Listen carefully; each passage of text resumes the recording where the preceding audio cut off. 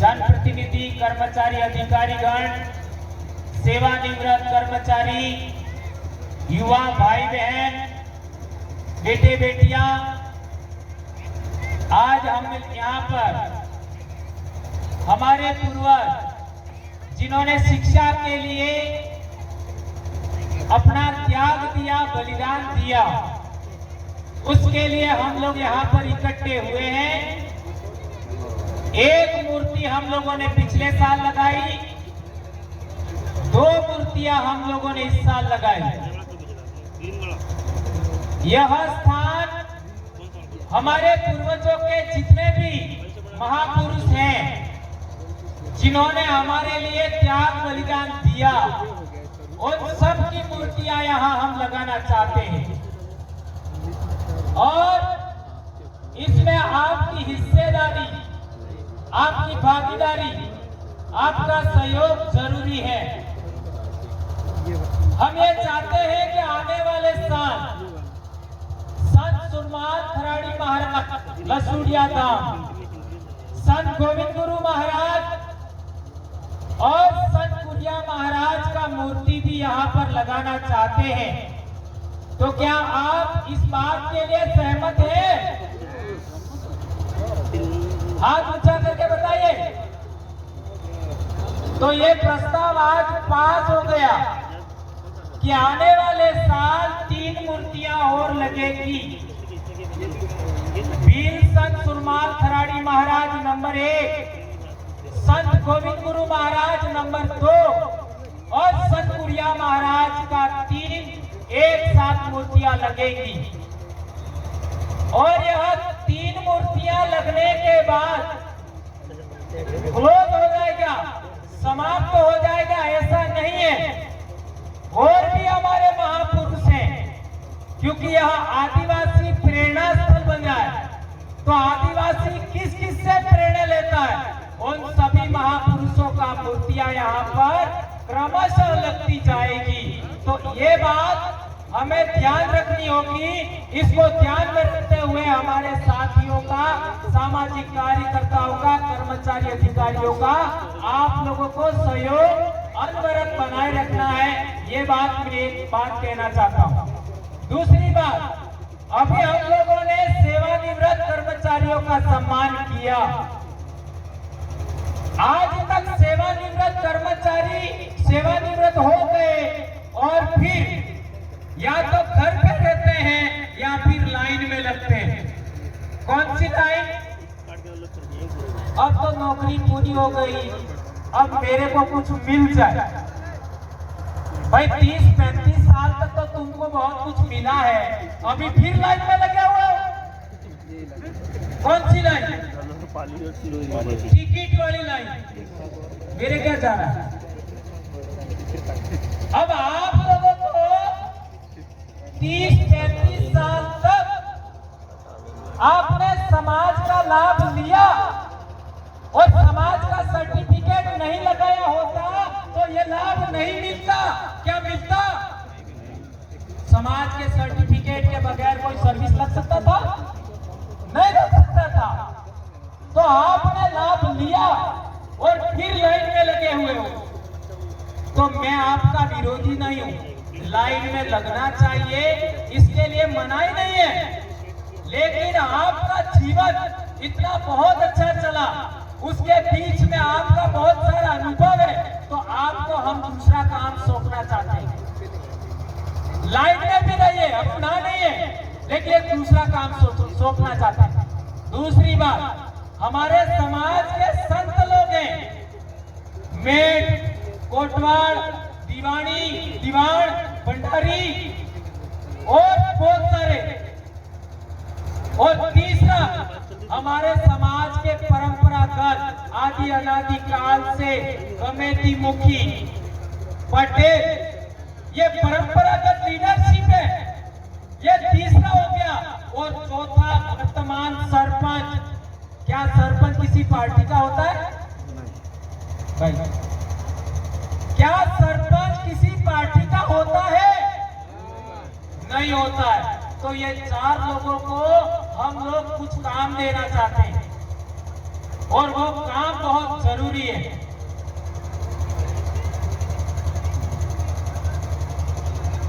क्या काम? ये 4 लोग आने वाले समय में जब भी सम्मेलन होंगे, ये हमारे वरिष्ठ लोग आके बैठे, ऐसा उनका अलग स्टेज बनेगा। वहां पर कौन कौन बैठेंगे? सेवानिवृत्त कर्मचारी नंबर 1, दूसरा कमेटी मुखी, तीसरा भगत और चौथा सरपंच लोग। वो ऐसे मुंह करके बैठेंगे। और एमएलए हो, चाहे मंत्री हो, चाहे संतरी हो, चाहे अधिकारी हो, सेवानिवृत्त, वो ऐसे मुंह करके बैठेंगे। और फिर कार्यक्रम तो होगा ही होगा और 4 बड़े काम इनको सौंपेंगे। कौन सा? नंबर 1, सरपंच का काम होगा कि अपनी पूरी पंचायत के अंदर दिन डूबने के बाद एक राउंड लगाए। सभी सड़कों पर सरपंच एक बार दिन डूबने के बाद घूमे। ऐसा होना चाहिए कि नहीं होना चाहिए? होना चाहिए। हाथ ऊंचा करो। अच्छा, और ऐसा सरपंच ना करे तो बदल दो। ये आप सोचना। नंबर 2, जितने भी आपका कमेटी मुखी है, जितने भी कमेटी मुखी है, उनका काम होगा कि कोई भी बच्चा 20 साल से कम उम्र का, 20 साल से कम उम्र का कोई भी बच्चा अपने काका के घर भी ना सोए दिन डूबने के बाद, बाबा के घर भी ना सोए, बुआ के घर भी नहीं, मामा के घर भी नहीं। दिन डूबने के बाद बच्चा अपने घर में होना चाहिए, इसके अलावा नहीं। क्या ऐसा होना चाहिए? आप लोग सहमत हैं? तीसरी बात, जो भगत लोग हैं, मेट कोटवाल है, दीवान है, भंडारी है, उनका काम होगा कि 25 साल से कम उम्र का बच्चा अपने गांव में कौन कौन पीते हैं, उनके माँ बाप को पाबंद करना, उस बच्चे को भी पाबंद करना। क्या ऐसा होना चाहिए? और सेवानिवृत्त कर्मचारियों का काम क्या होगा? तो सेवानिवृत्त कर्मचारियों का एक बहुत बड़ा काम है। आजकल हमारे बच्चे स्कूल कम जाते हैं, मंदिर ज्यादा जाते हैं। सही है गलत है? सोमवार के दिन क्या होता है? स्कूल तो मंदिर में लगती है। सही कह रहा हूं गलत कह रहा हूं? सारे वहां जाते हैं। वहां कौन देखे इनको? कोई अनुशासन नहीं। कौन क्या कर रहा है? स्कूल के अंदर आपका एक टीचर पूरा साल पढ़ाता है और केवल 16 सोमवार में वो सारी पढ़ाई बर्बाद हो जाती है। क्या सही कह रहा हूं गलत कह रहा हूं? आज पॉक्सो के नाम पर हमारे कितने बच्चे जेलों में बंद हैं? वो उसका कारण क्या है? उसका एकमात्र कारण है कि हमारे बच्चे समाज से पहले, उम्र से पहले, समझने से पहले वो आपका इन गलत कामों में व्यस्त हो जाते हैं। इंटरनेट से हमारा बच्चा जुड़ गया और उसकी वजह से इतना बड़ा नुकसान हो रहा है। तो सेवानिवृत्त कर्मचारियों का काम होना चाहिए कि कोई भी बच्चा किसी भी माँ बाप का स्कूल टाइम में मंदिर में ना जाए। क्या आप ऐसा चाहते हैं? और कौन चाहते हैं? सबका फोटो खींचो। आगे आकर के 1-2 जन पानी पी लेता हूं। हाथ खड़ा करो, 2-2 हाथ। साइड वाले, साइड वाले।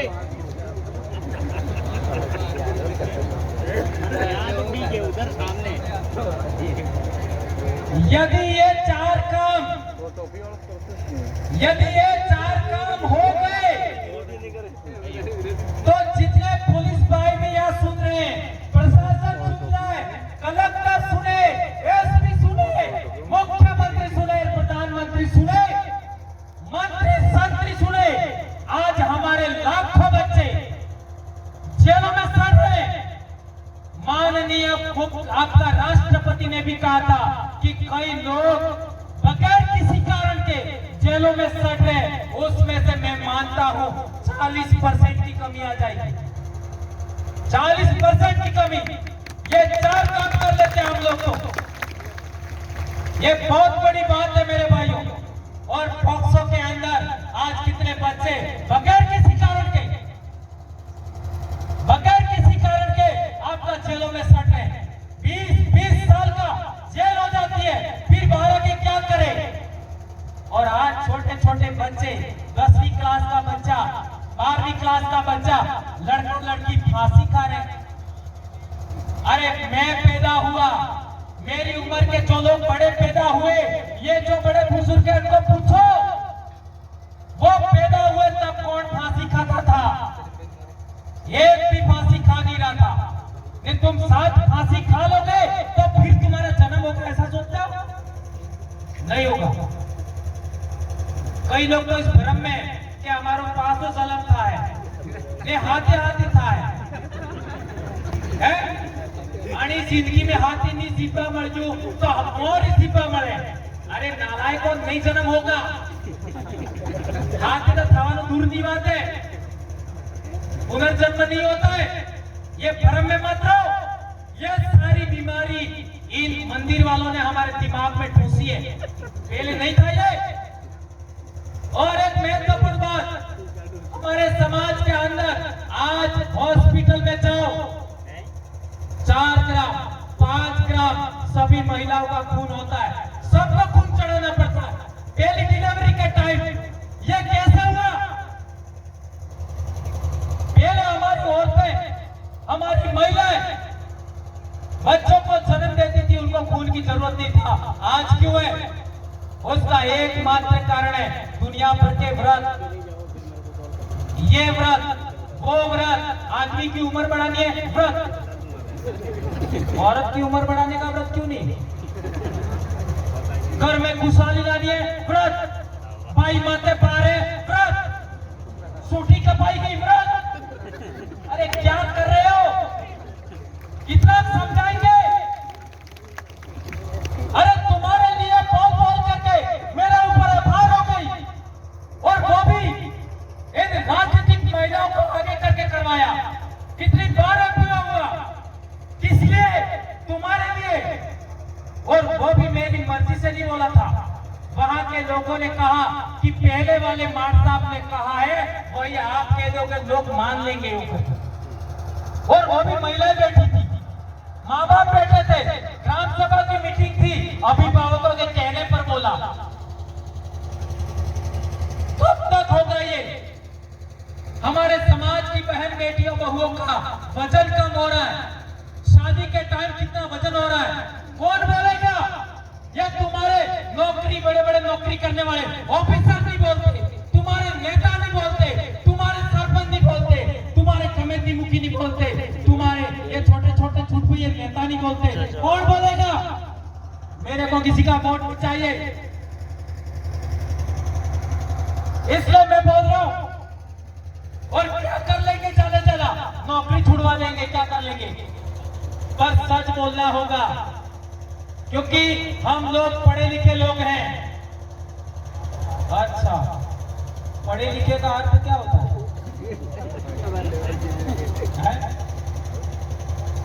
पढ़े लिखे का अर्थ क्या होता है? कोई एक जरा बताओ, खड़ा हो गया, कितना जल्दी हो जाएगा? पढ़े लिखे का अर्थ क्या होता है? काला माते लखेलू ही भणवानो, तोड़ा माते लखेलू ही भणवानो, पढ़े लिखे कहवाय? पढ़ा लिखा होने का एक ही अर्थ है, नंबर 1, क्या सही है, क्या गलत है? ध्यान रखो, क्या सही है, क्या गलत है, उसका फैसला करना। क्या सही है, क्या गलत है, उसका फैसला करना। जो आदमी अपने दिमाग से क्या सही है, क्या गलत है, उसका फैसला कर लेता है, वो पढ़ा लिखा। और रिटायरमेंट होने के बाद भी ये फैसला नहीं कर सके, उसको क्या कहेंगे? लिखा पढ़ा। लिखा पढ़ा, जो लिखा हुआ था वो पढ़ा। दिमाग का उपयोग नहीं किया। अरे भैया, तुमने पूरी जिंदगी लगाया समाज के लिए। इन आने वाले बच्चों को, इन बेटियों को, इन बेटों को कुछ तो दीजिए। आप अधिकारी बने, कर्मचारी बने, क्या किया आपने समाज को? आप नेता बने, आप सरपंच बने, आप मंत्री संतरी बने, क्या दिया समाज को? दीजिए, ज्ञान दीजिए। और ज्ञान भी ऐसा होना चाहिए, क्या सही क्या गलत उसका फैसला कर सके। ये बात होनी चाहिए। एक और अंतिम पॉइंट,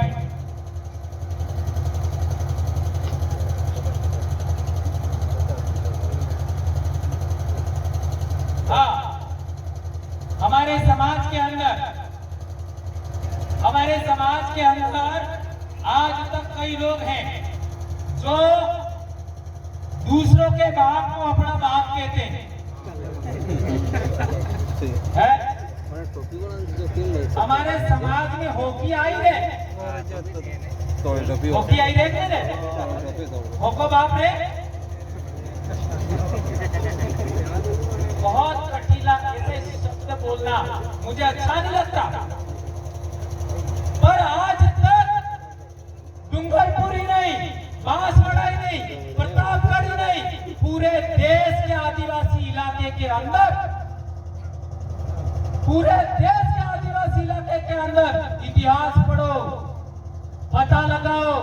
देश आजाद होने से पहले आदिवासी से नहीं लड़ता था। Am I right? क्या रॉन्ग?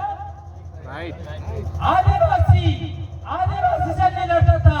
और हम पढ़ रहे थे तब भी एक नियम था, किसी भी गैर आदिवासी ने आदिवासी को गाली भी दे दिया तो वैर भाव भूली जाता, आप लोग लड़ाई भूली जाता, सगानी लड़ाई, कोई भी लड़ाई भूल जाते और सब एक हो जाते। सही कहते रहो, गलत कह रहो? सही है। ने आ जाए पड़ोसी भाई ने कोने कुटी ना कहते असल था चुनते। ये क्यों हुआ? खुद के बाप की इज्जत नहीं कर रहे, खुद के बाप को बाप नहीं कह रहे, दूसरे के बाप को बाप कह रहे। बराबर है? और दूसरों के बाप को बाप कहने वाले लोग आप पहचानोगे कैसे? उसकी भी दो आंखें होती है, उसकी भी एक नाक होती है, दो पैर होते हैं, दो हाथ होते हैं, पहचानोगे कैसे? हैं? पहचानोगे कैसे? जो खुद के बाप को कभी जयकारा नहीं लगाते हैं और दूसरे के बाप का जयकारा लगाते हैं, वो लोग दूसरे के बाप को अपना बाप कहते हैं। आए समझ में? तो आप लोग आने वाले समय में किसका जयकारा लगाओगे? अपने बाप का। काली बाई का जयकारा नंबर 1, दूसरा सेंगाबाई का जयकारा, नंबर 3 आपका नानाबाई खांड का जयकारा, बिरसा मुंडा का जयकारा, टंटिया भील का जयकारा, राणा पूजा भील का जयकारा, कुरिया महाराज का जयकारा, हमारे उरातम माना रोग नो जयकारो, हमारे वडील मातो आल्यो एने रुचि डामोर नो जयकारो। इस तरीके से अनगिनत हमारे पूर्वज हैं, अनगिनत आपका हर गोत्र में हमारे पूर्वज मिलेंगे, उनका जयकारा लगाना है।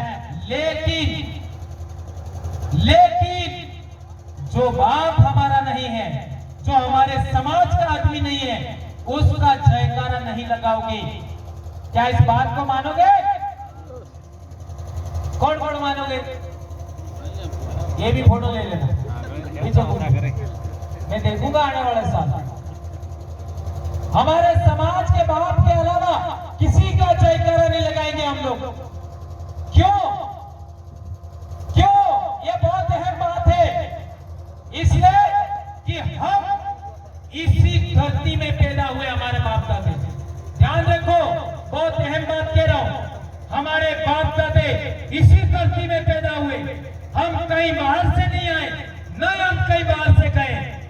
और जो लोग ईश्वर बने हुए हैं, जो लोग अवतार बने हुए हैं, जो लोग भगवान बने हुए हैं, जो लोग देवी देवता बने हुए हैं, जो ऋषि मुनि बने हुए हैं, गुरु बने हुए हैं, वो भारत के पैदाइश नहीं है। इतिहास पढ़ लेना, धर्मशास्त्र पढ़ लेना, पुरातत्व पढ़ लेना, भाषा शास्त्र पढ़ लेना, डीएनए शास्त्र पढ़ लेना। उनका डीएनए और हमारा डीएनए नहीं मिलता है, इसलिए उनका जयकारा नहीं लगाओगे, ऐसा मैं मानता हूं। और अभी बहुत जल्दी सावन भी आएगा, मैं देखूंगा कौन कौन इस हाथ खड़ा करके मुकर गए, देखूंगा मैं, जांच करेंगे। ये बात आप लोगों ने सुनी और यहाँ पर आने वाले साल 3 बड़ी मूर्तियां लगेगी, उसके लिए आप पुनः वापस आएंगे, ऐसा मैं मानता हूं। और सेवानिवृत्त कर्मचारी, भगत लोग, सरपंच और कमेटी मुखी को जो काम सौंपा है, यदि आप बड़ी लोग ऐसा चाहते हो तो संगठन से जुड़िए।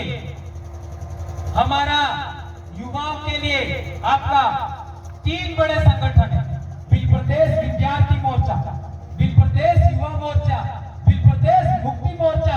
ये युवाओं के लिए संगठन है, ये कोई पार्टी का संगठन नहीं है।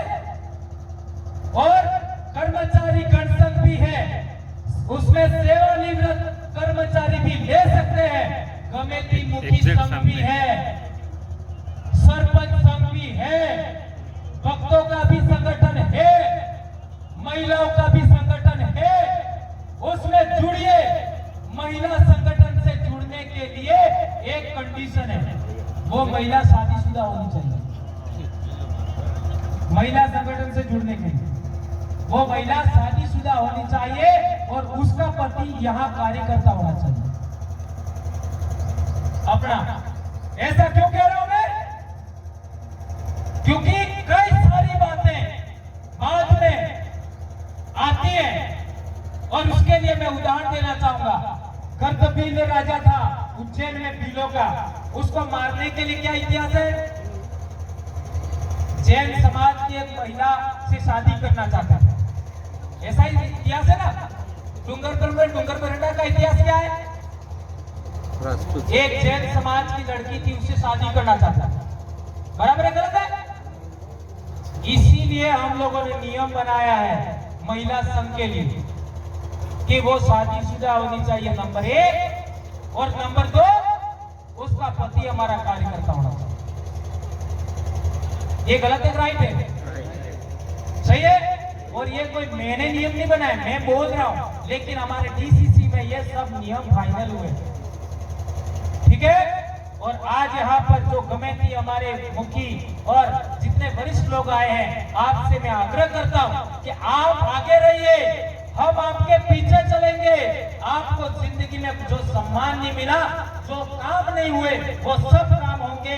हम आशा करते हैं कि आप हमारे युवाओं को साथ देंगे। इसी आशा और विश्वास के साथ अपनी बात समाप्त करता हूं। जय आदिवासी, जय जोहार, जय भील प्रदेश, जय भारत, जय बिरसा मुंडा।